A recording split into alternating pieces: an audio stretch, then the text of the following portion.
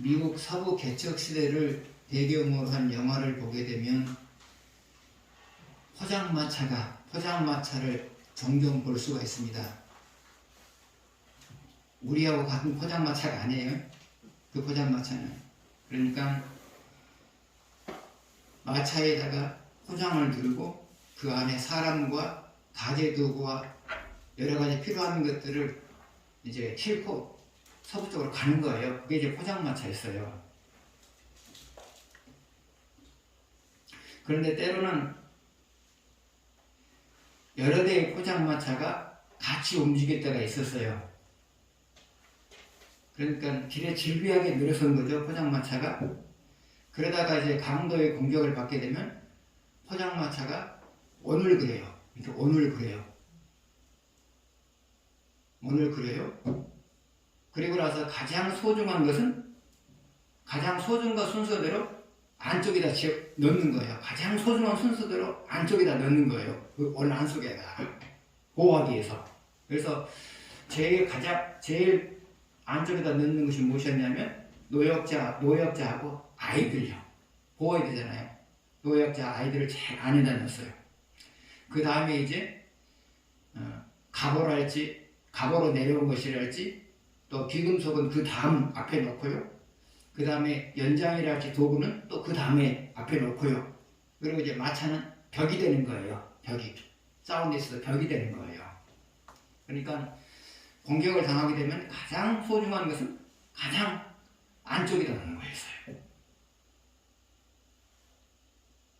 왜요? 가장 소중한 것을 보호해야 되니까. 여러분도 살다 보면 위기 상황에 직면할 때가 있어요. 그러면 여러분이 가장 우선적으로 보호해야 될 것은 무엇일까요?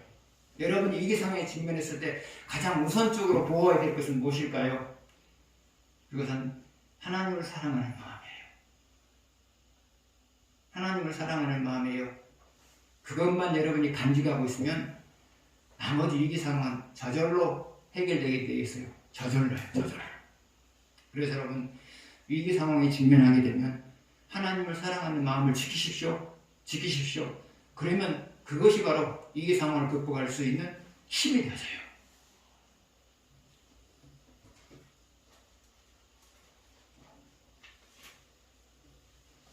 첫 번째 문제 보시겠습니다.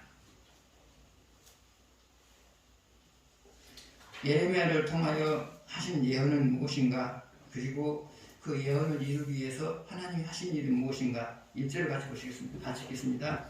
바사왕 고레스 원년에 여호와께서 에레미야 입을 통하여 하신 말씀을 이루게 하시려고 바사왕 고레스의 마음을 감동시키사 그가 온 나라에 경고도 하고 조서도 내려 이르되 유다가 멸망하기 직전에 하나님이 에레미야를 통하여서 예언한 게 있어요. 그 예언이 무엇이었느냐? 포로로 끌려간 사람들이 70년 만에 돌아올 것이다. 이 예언을 했어요.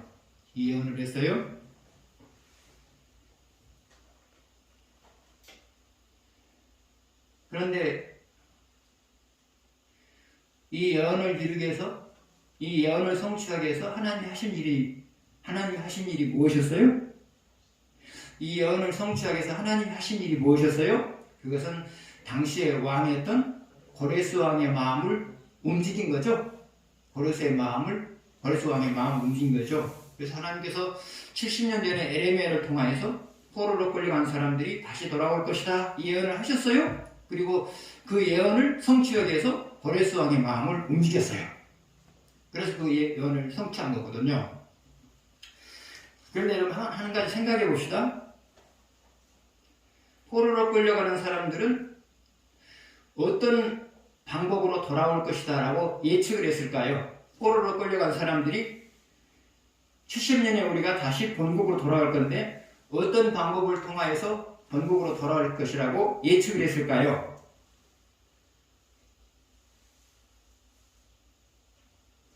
아마도 이랬을 거예요. 우리를 포로로 잡아온 나라가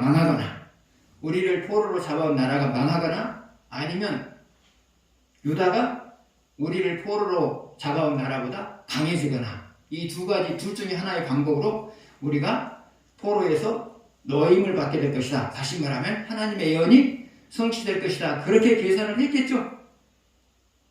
이것이 가장 합리적인 생각이잖아요. 합리적인 생각이잖아요. 자기들을 포로로 잡아갔던 나라가 망해버리거나 아니면 유다가 포로로 잡아갔던 나라보다 더 강해버리거나 이러면 이 둘 중에 하나가 이루어지면 돌아올 수 있잖아요. 하나님의 예언이 성취될 수 있잖아요. 그런데 70년이 거의 다 될 때까지 이런 일이 있었어요? 없었어요? 이런 일이 없었죠? 70년이 되도록까지 이런 일이 없었어요. 그런데 예언의 성취가 가까운 임박한 70년이 가까워도 이런 일이 없을 때 사람들은 무슨 생각을 했을까요? 무슨 생각을 했을까요? 아마도 하나님의 예언이 성취되지 않을 것 같다. 그런 생각을 했을 거예요. 왜요? 자기들이 생각한 대로 안 되니까. 자기들이 생각한 대로 안 되니까 그런 생각을 했단 말, 그런 마음을 품었단 말이죠. 그런데 하나님은 포로로 끌려가는 사람들이 생각하는 것처럼 그들을 해방시켰어요? 아니면 하나님의 방법대로 그들이 생각하지 못한 하나님의 방법대로 그 문제를 해결했어요? 하나님의 방법대로 그 문제를 해결했죠?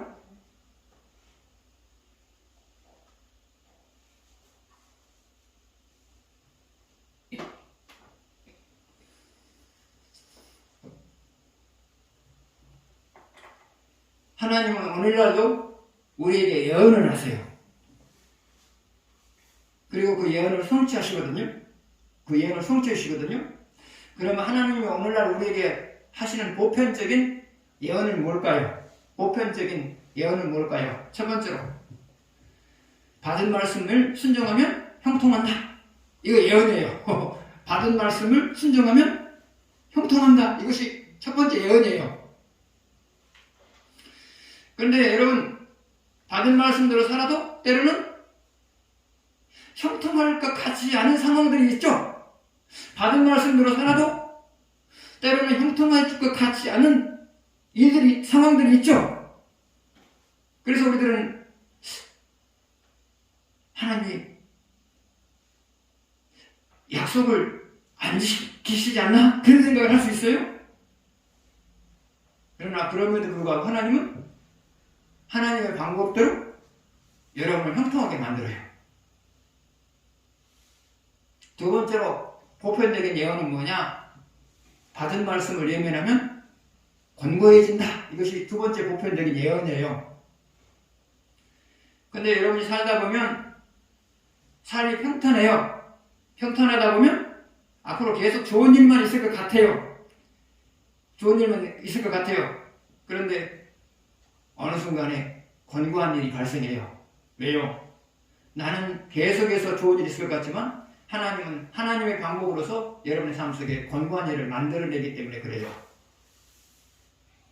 세 번째로 보편적인 예언은 뭐냐?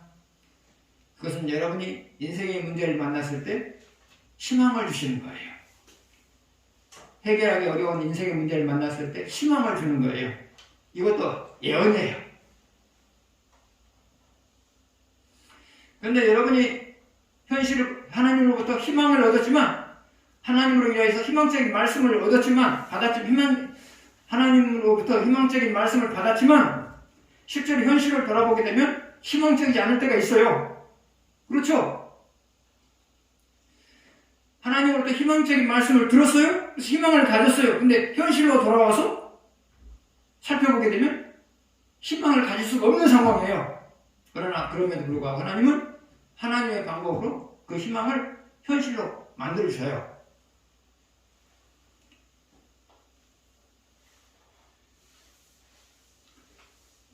사람이 고민하는 이유가 뭐냐? 사람이 인생의 문제를 만났을 때 고민하는 이유가 뭐냐? 방법을 제한해버리니까 고민해요. 방법을 제한해버리니까 고민을 해요. 그래서 인생의 문제를 만나게 되면 이런 식으로 해결될 거다. 나름대로 방법을 생각한단 말이죠. 근데 그렇게 그래서 되는 경우가 드물잖아요. 그렇게 될 때도 있지만. 그러나 여러분께서 항상 생각을 유연하게 가져야 돼요. 하나님은 내가 생각지 못한 방법으로 내 인생의 문제를 해결해 주실 수 있다. 나는 모르지만 하나님께서는 내가 생각하지 못한 방법으로 내 인생의 문제를 해결해 주실 수 있다. 항상 그것을 생각하셔야 돼요. 이런 식으로 해결될 거다 추측하지 마시고요. 추측하지 마시고요. 이런 식으로 해결될 거다 추측하지 마세요. 그런 식으로 해결이 안 되잖아요. 그러니까 여러분이 좌절하잖아요. 그러니까 그냥 그렇게 생각하세요. 하나님이 하나님의 방법으로 내 문제를 해결할 것이다. 내 문제를 해결할 것이다. 하나님이 하나님의 방법으로 형통하게 만들 거다. 하나님이 하나님의 방법으로 형통하게 만들 거다. 하나님이 하나님의 방법으로 고민거리를 해결할 거다. 하나님이 하나님의 방법으로 해결할 거다. 항상 그 생각을 하십시오. 자꾸만 여러분이 방법을 찾다 보니까 좌절하잖아요.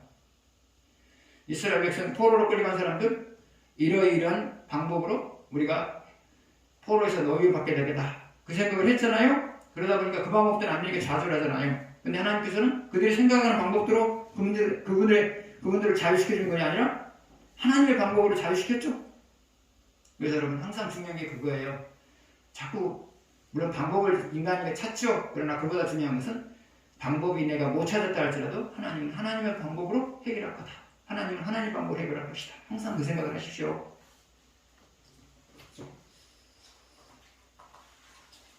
두 번째 문제 보시겠습니다. 고레스 왕의 마음을 다스려서 하신 일이 무엇인가? 1절에서 4절 보시겠습니다. 번갈아 가시겠습니다. 아까 이거 1절 읽었죠? 2절부터 봅시다. 바사왕 고레스는 말하노니 하늘의 하나님 여호와께서 세상 모든 나라를 내게 주셨고 나에게 명령하사 유다 예루살렘의 성전을 건축을 하셨나니 이스라엘의 하나님은 참신이시라. 너희 중에 백성된 자는 다 유다 예루살렘으로 올라가서 이스라엘의 하나님 여호와의 성전을 건축하라. 여기까지 받은 백성이 어느 곳에 머물러 살든지 그곳 사람들이 같이 보죠. 마땅히 은과 금과 그 밖에 물건과 짐승으로 도와주고 그 외에도 예루살렘에 세울 하나님의 성전을 위하여 예물을 기쁘게 드릴지니라 하였더라.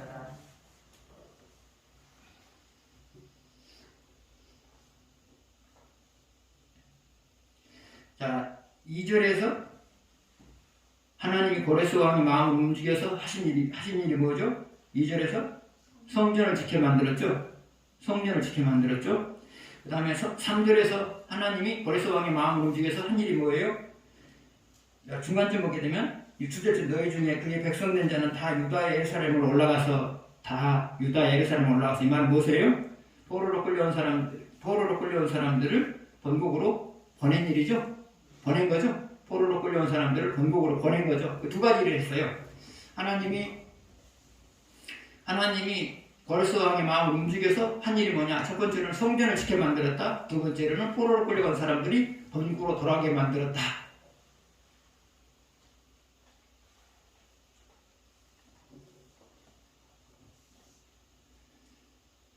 그러면 하나님이 고레스 왕의 마음을 움직여서 원하는 것을 성취했다고 하는 것은 원하는 것을 성취했다는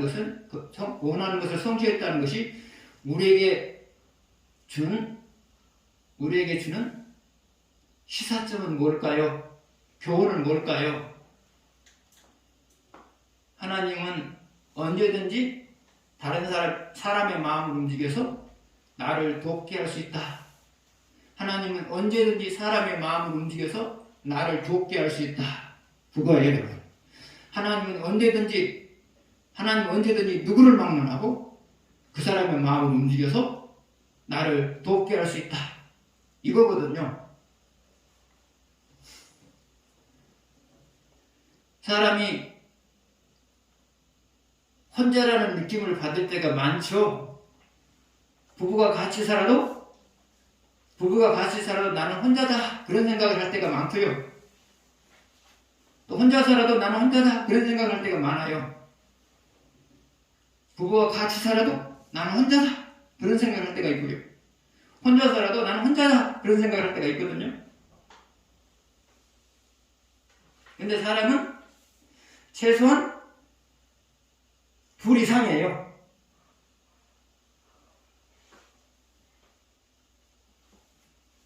사람은 혼자가 아니에요.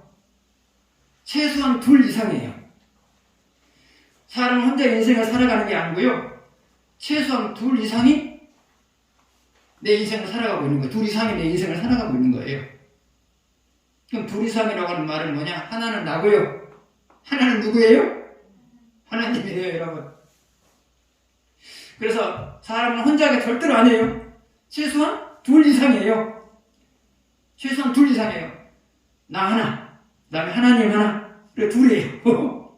그 다음에 또 여러분이 인생을 살아가는데 필요하면 하나님이 다른 사람의 마음을 움직여서 여러분을 돕는 자를 붙여요. 그러니까 최소한 나는 혼자가 아니에요. 최소한 뭐라고요? 둘 이상이에요. 최소한 나는 둘 이상이다. 둘 이상이다. 때로는 여러분 그러시죠? 이 문제는 나 혼자 해결해야 돼. 그러기 힘들죠? 이 문제는 내 아내도 도와줄 수가 없고 내 자녀들도 도와줄 수 없고 내가 해결해야만 돼. 이 생각을 하게 되면 참 외롭죠? 근데 혼자 해결하나요? 혼자 해결해요? 아니요. 혼자가 아니고 또 누구도 옆에 있다고요? 하나님도 옆에 있고요. 그게 또 그거 가지고 안 되겠으면 하나님이 돕는 사람을 붙여요. 그래서 여러분은 혼자 인생의 문제를 해결해 가는 사람이 아니에요. 하나님과 더불어서 인생의 문제를 해결해 가고요. 그것으로 부족할 것 같으면 하나님께서 다른 사람을 붙여가지고 해결하게 만들어요. 그래서 나는 혼자다. 그 생각하지 마세요. 나는 혼자가 아니에요. 나는 혼자가 아니에요. 또 여러분을 이해해줄 사람이 없을 때, 이해해주는 사람이 없을 때 나는 혼자다. 그런 생각을 하시죠? 근데 여러분을 이해해주는 사람이 없어요. 또 있잖아요. 누가 있어요? 하나님이잖아요. 그래서 여러분 그렇게 생각하세요. 때로는 사람들이 나를 이해해주지 못할 때 외로워요. 근데 여러분을 이해해주는 사람이 또 옆에 있거든요. 그 사람이 누구라고요? 하나님요.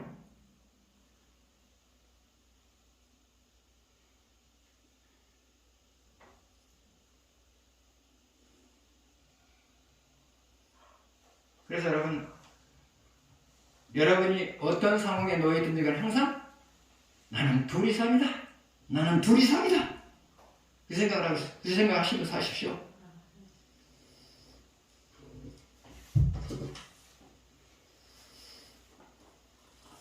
세 번째 보시겠습니다. 고레스 왕은 하나님을 어떻게 묘사하고 있는가? 그러면 그렇게 묘사한 이유는 무엇일까?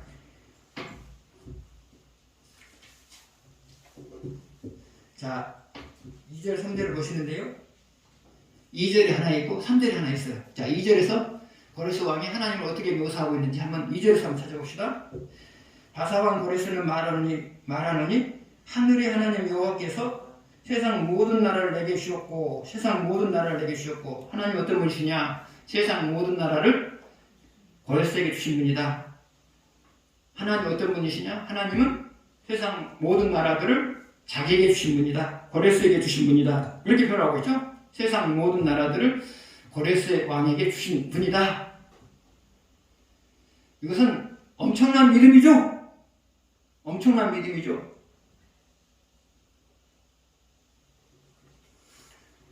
세상 모든 나라들을 나에게 주신 분이다. 우리로 말하면 내게 있는 모든 것을 나에게 주신 분이다. 고레스 왕의 입장에서는 세상 모든 나라들을 자기에게 주신 분이다. 우리로 말하면 내게 있는 모든 것을 주신 분이다. 그러면 고레스 왕이 세상 모든 나라를 내게 주셨다고 하는데 그 세상 모든 나라는 무엇을 가리키냐? 첫 번째는 바사 왕국이고요. 두 번째는 메대 왕국이고 바사, 메대, 그 다음에 바벨론, 그 다음에 하나 더 든다면 리디아. 이 네 가지 나라를 가리켜서 세상 모든 나라를 내게 주었다. 그렇게 말하고 있는 거예요. 원래 이 고레스 왕은 바사의 조그만 도시 국가의 왕이었거든요. 조그만 바사 안에 있는 조그만 도시 국가의 왕이었거든요. 그러나 점점 그의 세력이 커져서 바사 왕국을 통일하고, 그 다음에 이제 메대 왕국을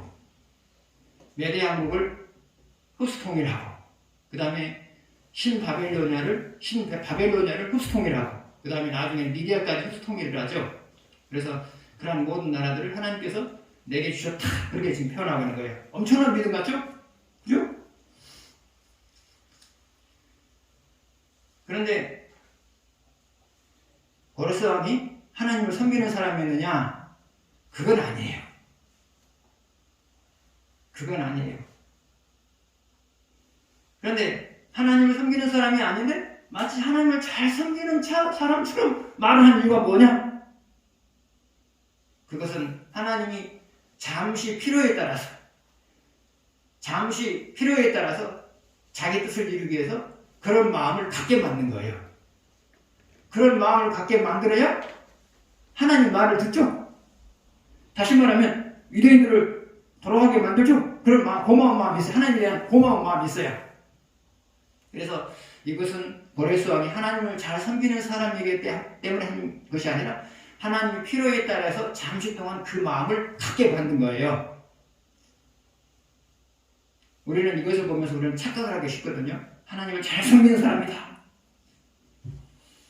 하나님이 잠시 필요에 따라서 그런 마음을 갖게 한 거예요.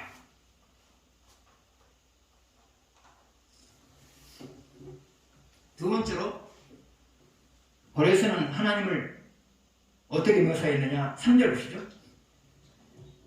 이스라엘 하나님은 참신이라. 자, 여기까지만 읽어도 되겠죠? 여기까지만 읽어도 되겠죠?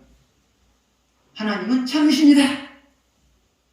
그러면 이 말을 들어도 이 말을 하는 거 보면 상당히 믿음이 좋은 사람이다 우리가 생각할 수 있죠? 그러나 그럼에도 불구하고 고레스 왕은 하나님을 섬기는 사람이 아니에요.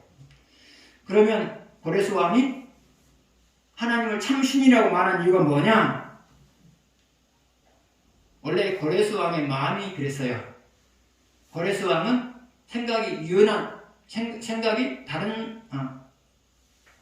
고레스 왕은 생각이 유연한 사람이에요. 다시 말하면 자기 것만 고집하는 사람이 아니에요. 그러면 고레스 왕이 하나님을 참신이라고 말한 이유가 뭐냐? 이것은 다분히 정치적인 거였어요. 정치적인 거. 고레스 왕은 자기가 어떤 나라를 점령하면 그들이 섬기는 신을 참신으로 인정을 해줬어요. 참신으로 인정을 해줬어요. 왜 인정을 해줬느냐? 그들이 섬기는 신을 인정을 해줘야만 그 사람들을 통치하기가 쉽단 말이죠. 근데 자기들이 점령한 나라의 신을 인정해주지 않냐고 자기 신을 믿으러 가면 계속해서 서로 간에 다툼이 있겠죠. 그래서 이것은 단순히 하나님을 잘 섬겨서 참신이라고 말한 게 아니고요. 유대인들의 마음을 추스려서 잘 다스리고자 하는 그런 마음을 갖는 정치적인 발상에서 나온 말이란 말이죠. 근데 사실 이제 이 고레스 왕이라고 하는 사람 보게 되면 참 그릇이 커요. 그 사람이 고레스 왕은 참 그릇이 큰 사람이에요. 저는 성경 말고 고레스 왕에 대해서 다른 책에서도 읽어봤거든요. 마음이 참 큰 사람이에요. 한 나라를 점령하게 되면 그 나라의 종교를 인정해줬고요. 또 하나는 그 나라의 풍습을 인정을 해줬어요. 그래서 큰 거부감이 없이 살아갈 수 있도록 고레스 왕의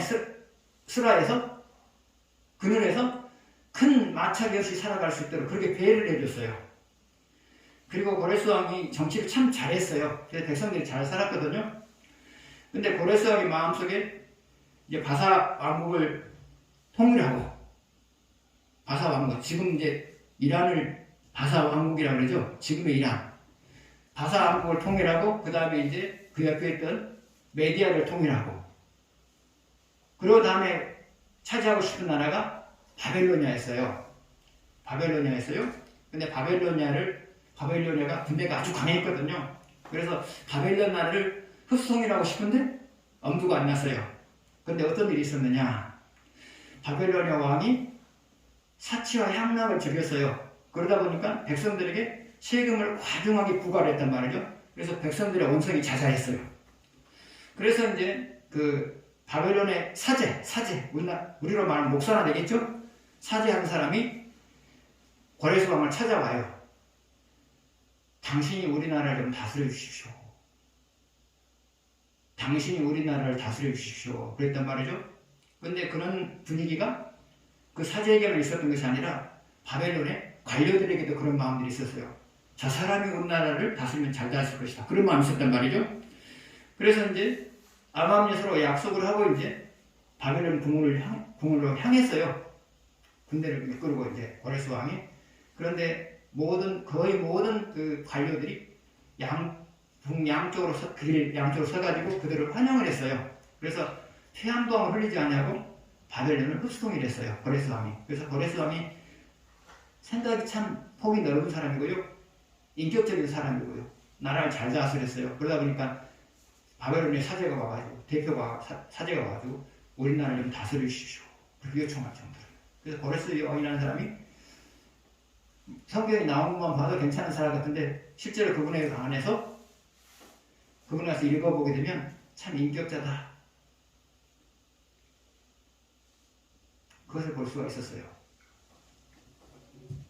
그러나 그럼에도 불구하고 하나님을 섬기는 사람은 아니었어요. 하나님을 섬기는 사람은 아니었어요. 그 다음에 네 번째 보시겠습니다.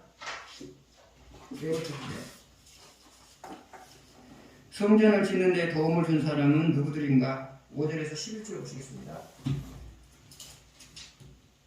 이에 유다와 베냐민 족장들과 제사장들과 레위 사람들과 그 마음이 하나님께 감동을 받고 올라가서 예루살렘에 여호와의 성전을 건축하고자 하는 자가 다 일어나니 그 사는 사람들이 그들과 왕과 문들과 짐승과 보물로 놓고 그 외의 물을 기쁘게 드렸더라.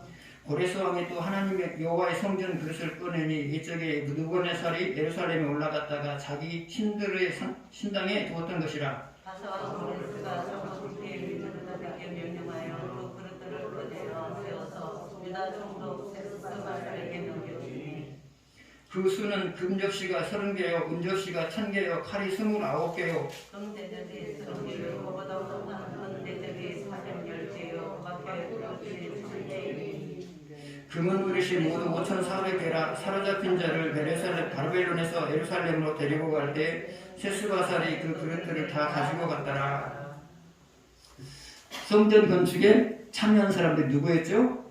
첫 번째로는 하나님의 감동을 받은 사람들. 그렇게 정리하면 될 것 같아요. 하나님의 감동을 받은 사람들, 하나님의 감동을 받은 사람들, 하나님의 감동을 받은 사람들. 두 번째로는 고레스 왕. 그러면 되겠죠. 고레스 왕이 한 일이 뭐였죠? 느부갓네살 왕 때, 바벨로니아 느부갓네살 왕 때 성전에서 가져왔던 기물들을 다시 돌려준 거죠. 지금 바벨로니아를 흡수통일하는 사람이 누구죠? 고레스 왕이죠. 그러니까 이제 고레스 왕이죠.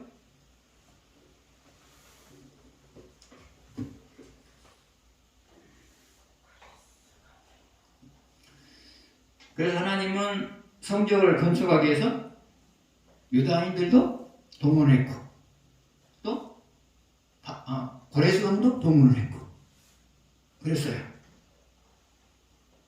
또 부족하면 또 다른 사람도 동원할 거고요. 그래서 하나님이 하시고자 하는 일들은 하나님이 이루어 가세요. 하나님이 하시고자 하는 일은 하나님이 이루어 가세요. 그래서 항상 교회에서 중요한 것은 뭐냐? 하나님이 하시고자 하는 일이냐 아니냐. 이것을 분별하는 것이 중요해요. 교회에서 가장 중요한 것이 뭐냐? 이 일을 하나님께서 하시고자 하는 일이냐 아니냐. 이것을 분별하는 것이 가장 중요해요. 하나님이 하시고자 하는 일이면 준비가 되지 않았다 할지라도 시작하는 거예요. 왜요? 하는 과정 속에서 하나님께서 알아서 하실 거거든요. 그러나 아무리 준비가 철저히 됐다 할지라도 하나님이 하시고자 하는 일이 하면 안 해야 돼요. 안 해야 된단 말이에요. 그래서 하나님 일이라고 하는 것은 조건이 충족되느냐 안 되느냐 그것이 문제가 아니고요. 하나님 일이라고 하는 것은 조건이 충족되느냐 충족되지 않느냐 이게 중요한 것이 아니고요. 그 일을 하나님께서 하시고자 하는 일이냐 아니냐가 중요해요. 미국에서 한 분이 교회를 건축했어요. 근데 참 건축하기 참 버거웠어요. 근데 어떻게 해서 그 건축비를 다 충당할 수 있었느냐? 그 교회에서 산 땅 밑에 지하자원이 있었어요. 그 교회에서 땅 부지 밑에가 지하자원이 많이 들으셨단 말이죠. 그래서 이제 그것을 이제 어느 기관에서 제가 오래돼가지고 정확하진 않은데 그것을 이제 팔아가지고 교회를 짓는데 아무런 문제가 없었다 그래요. 그래서 하나님께서는 그래요. 그 일이 하나님이 하시고자 하는 일이면 상황이 됐느냐 안 됐느냐가 중요한 것이 아니고요. 상황이 안 됐어도 시작하게 되면 하나님께서 만들어가고 하나님께서 완성해 가는 것이고요. 그 일이 하나님께서 하시고자 하는 일이 아니면 안 되는 거예요. 된다 할지라도 큰 낭패를 보게 되는 거예요. 그래서 항상 교회에서 중요한 것은 그거예요. 이 일을 하려고 하는데 하나님이 하시고자 하는 일이냐 아니냐. 이것이 우리에게 가장 중요한 일, 교회에서 가장 중요한 일이에요. 기도하겠습니다.